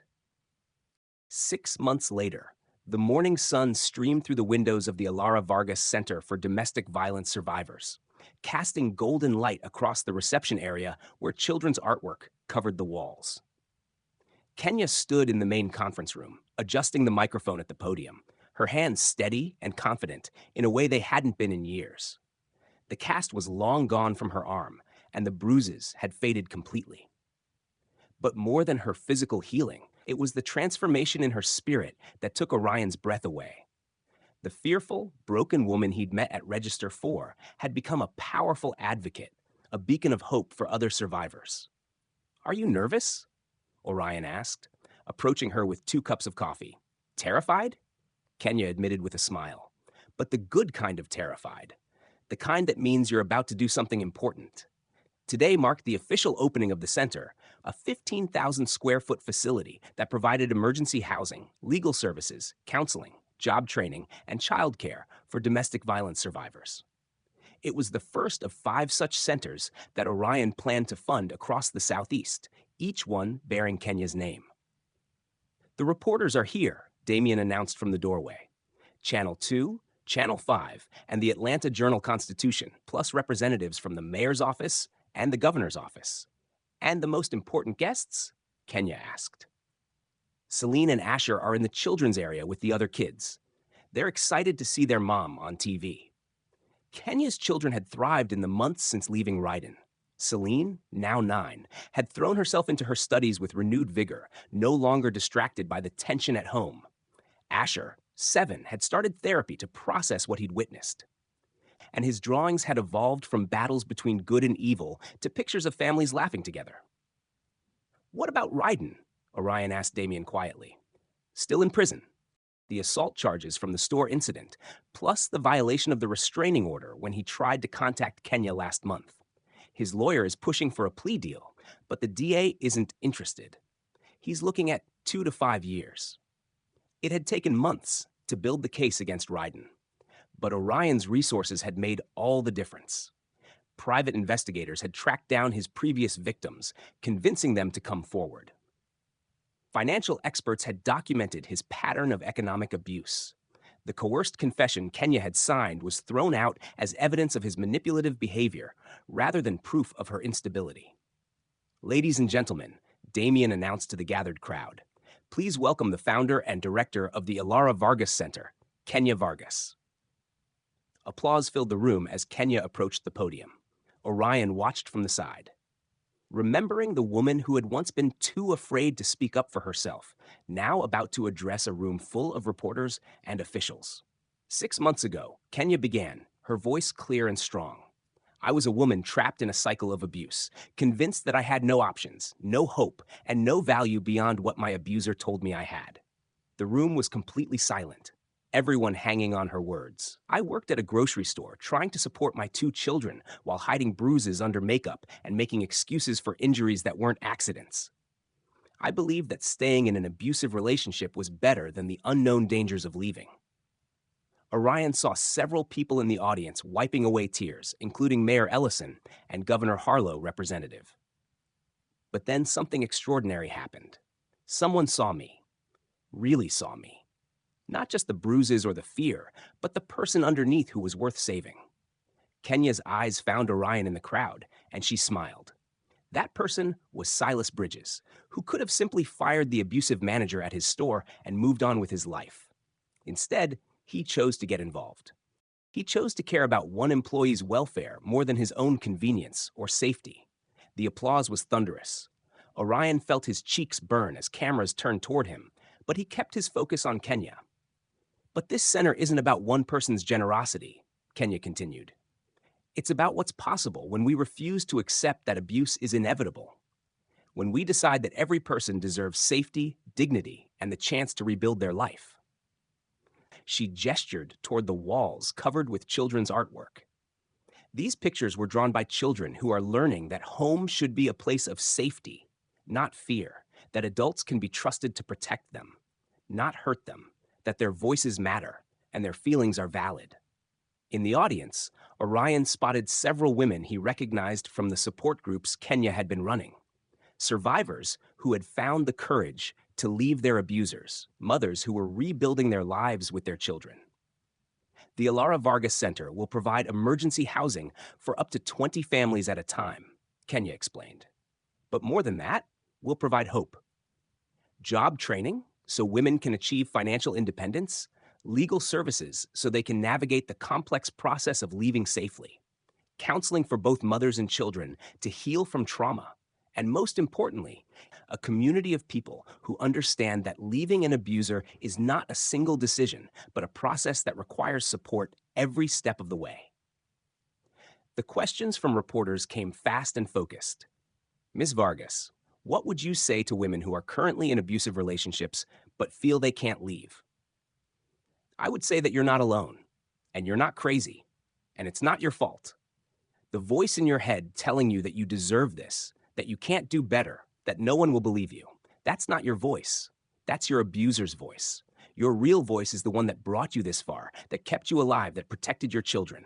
Trust that voice. Mr. Bridges, what inspired you to make such a significant financial commitment to this cause? Orion stepped forward to the microphone. I learned that you can have all the success in the world, but if you're not using it to help people who need help, then what's the point?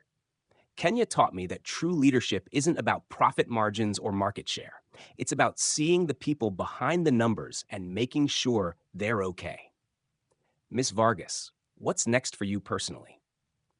Kenya smiled, and Orion saw the confidence that had grown in her over the past months. I'm starting college in the fall, social work degree. I want to become a licensed therapist so I can help other survivors heal from trauma. And I'm writing a book about my experience, hoping it might help other women recognize the signs of abuse and find the courage to seek help. After the press conference, as the crowd began to disperse, Orion found Kenya in the children's area. Watching Celine help younger kids with an art project while Asher demonstrated his latest drawing technique. How does it feel? He asked. Surreal. 6 months ago, I was convinced my life was over. Now I'm running a center that will help hundreds of families. You earned this. Every bit of it. We earned it. I couldn't have done any of this without you. You could have. Maybe it would have taken longer. Maybe the path would have been different. But you would have found a way. You're stronger than you know. Celine ran over to them, her face glowing with pride. Mama, I saw you on the TV in the lobby. You look like a movie star. Did I? Well, you look like a movie star every day, baby girl. Asher joined them, holding up his latest drawing. It showed a large building with children playing outside while adults watched protectively from nearby. "It's the new center," he explained. "See, everyone is safe and happy." "It's beautiful, sweetheart," Kenya said, kneeling down to hug both her children. As Orion watched this family that had been broken by violence and rebuilt by love, he thought about the journey that had brought them all here. The anonymous letters that had led him to go undercover. The moment he'd first seen Kenya crying at her register, the choice to reveal his identity and risk everything to help her. Or Ian. Kenya's voice brought him back to the present. "Yeah. Thank you for seeing me when I couldn't see myself. For believing I was worth saving when I didn't believe it myself. Thank you for trusting me despite every reason not to. For taking that leap of faith. What's next for you? More undercover missions?" Orion laughed. "I think I'll stick to being myself from now on, but I am planning to expand this program. 5 more centers in the next 2 years. Each one staffed by survivors who've been trained as advocates and personally any plans to settle down, start a family." It was a question Orion had been asking himself lately. His relationship with Kenya had remained strictly professional and supportive. Both of them understanding that she needed time to heal and rediscover who she was outside of an abusive relationship. But he'd found himself thinking more about what it would mean to build a life with someone, to be part of a family. "Maybe someday," he said, "when I find someone who challenges me to be better than I am." Kenya smiled knowingly. "I think you might be surprised by what's right in front of you." Before he could ask what she meant, Damien appeared with a clipboard full of paperwork that needed Orion's attention. As he dealt with the administrative details of opening the center, Orion reflected on how much his life had changed. 6 months ago, he'd been a successful but disconnected CEO who measured his worth in profit margins and market share. Today, he was part of something bigger than himself, something that would outlast any business success. The Bridges market chain had implemented new policies to support employees in crisis. Every store now had a trained advocate on staff, and the company provided emergency financial assistance and counseling services. Employee satisfaction scores had reached all-time highs, and turnover had dropped significantly. But more than the business improvements, Orion had discovered something he'd never known he was missing. Purpose beyond profit, success measured in lives changed rather than dollars earned. As the sun set over Atlanta, casting long shadows across the Sense playground, where children played safely while their mothers attended support group meetings, Orion knew he'd found his true calling. Sometimes the people we save end up saving us right back. And sometimes the most successful thing you can do with your life is use it to lift up someone else's. The Kenya Vargas Center would help thousands of families in the years to come.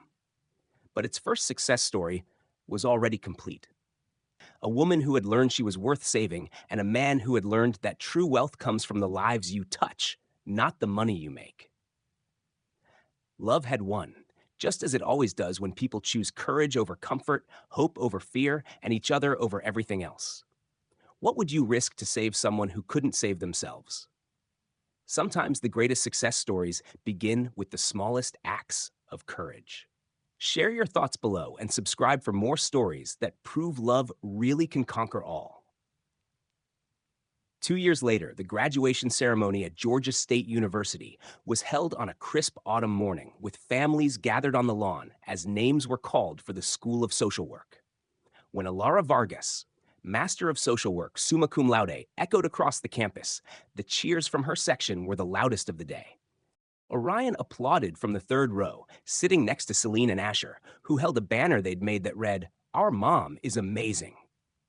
In the months since the Sense opening, their relationship had evolved slowly and naturally from professional partnership to deep friendship to something that felt like family. "She did it," Asher whispered, bouncing in his seat. "Mama really did it. We never doubted her." Celine said with the wisdom of an 11-year-old who had watched her mother transform from victim to survivor to advocate. After the ceremony, as families gathered for photos, Kenya found them in the crowd. She wore her cap and gown with pride, but more importantly, she wore the confidence of someone who had reclaimed her life completely.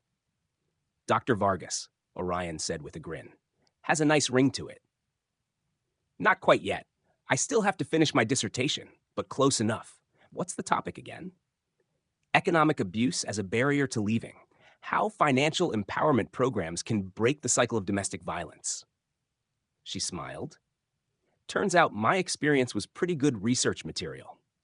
The Elara Vargas Center had become a model for domestic violence programs across the country. In 2 years, it had helped over 300 families escape abusive situations with a 94% success rate for women who completed the full program.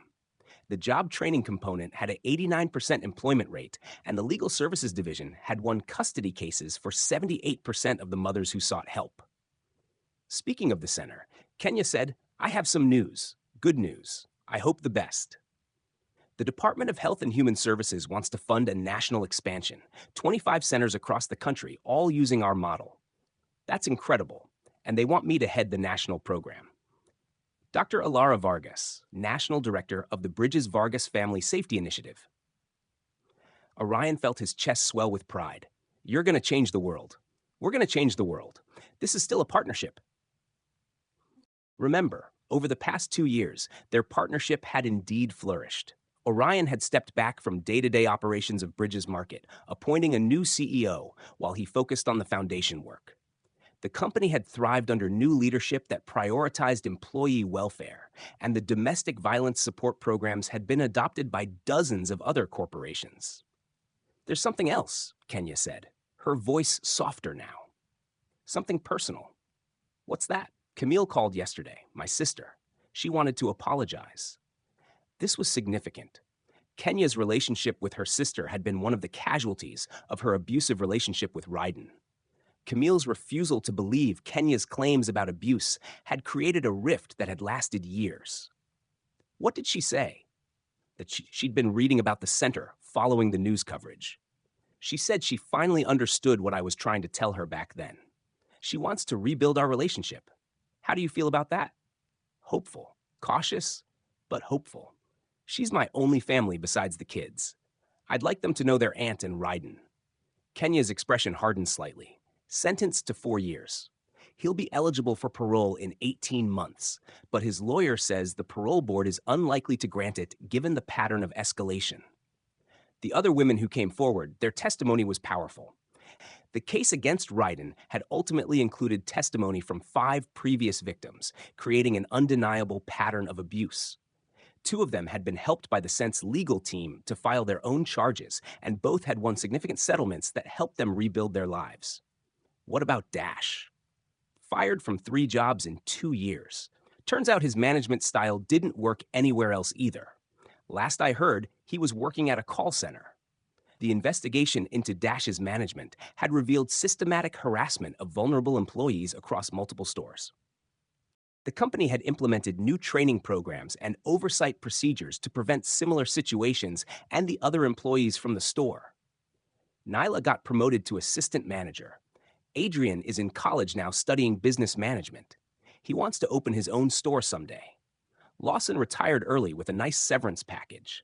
As they talked, Celine and Asher ran ahead to the car, their energy infectious. Watching them, Orion marveled at how resilient children could be when given safety and stability. They're amazing kids, he said. They are, and they adore you. The feeling is mutual. They walked in comfortable silence for a moment, the weight of unspoken feelings hanging between them. Orion, Kenya said finally, can I ask you something always? What are we doing here? I mean, what is this between us? It was the question they'd been dancing around for months. Their relationship had remained carefully professional, both understanding that Kenya needed time to heal and discover who she was outside of an abusive relationship. But lately, the boundaries had been blurring. I don't know, Orion admitted. What do you want it to be? I want it to be real. I want it to be honest. I want it to be built on choice, not rescue or gratitude or trauma bonding. Is that what you think this is? I think it started that way. You saved me and I was grateful. But somewhere along the way, it became something else. What did it become? Kenya stopped walking and turned to face him. Love. Real love. The kind that sees all of someone's flaws and chooses them anyway. The kind that makes you want to be better. Not because you have to, but because you want to. Orion felt his heart skip a beat. Kenya, I know it's complicated. I know there are power dynamics and public perception issues and a million reasons why it might not work. But I also know that I've spent 2 years learning who I am when I'm not afraid, and the person I am loves you. I love you too, Orion said without hesitation. I have for months. I just didn't want to pressure you or make you feel like you owed me anything. I don't owe you anything, but I choose you if you'll have me. Instead of answering with words, Orion kissed her.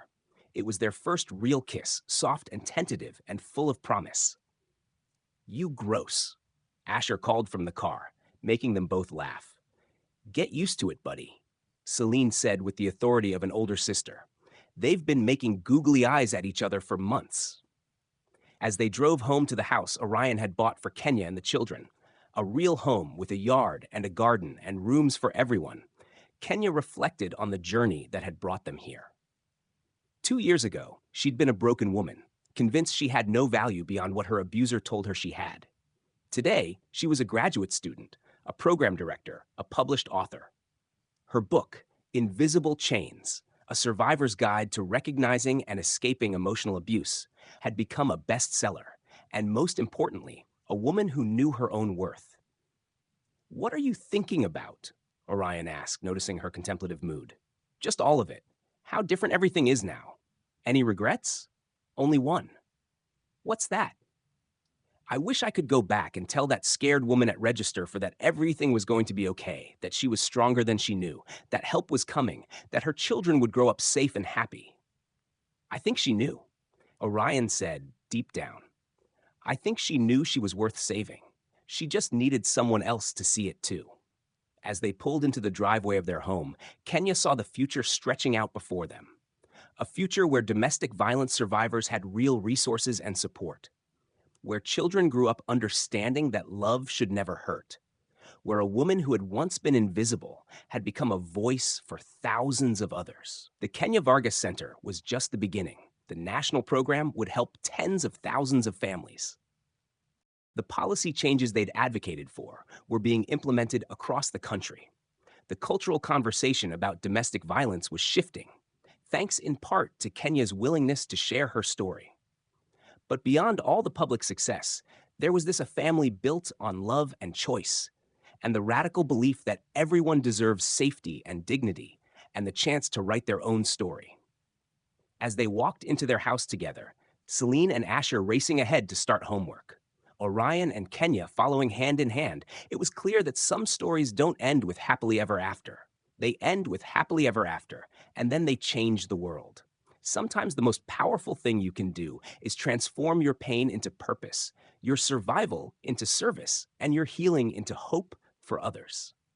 Thank you for staying with me until the very end of this incredible journey. If this story touched your heart, wait until you see what's coming next. It's even more powerful and inspiring than you can imagine. So don't go anywhere. Click on that video showing on your screen right now to dive into another amazing story that will absolutely blow your mind. Trust me, you won't regret.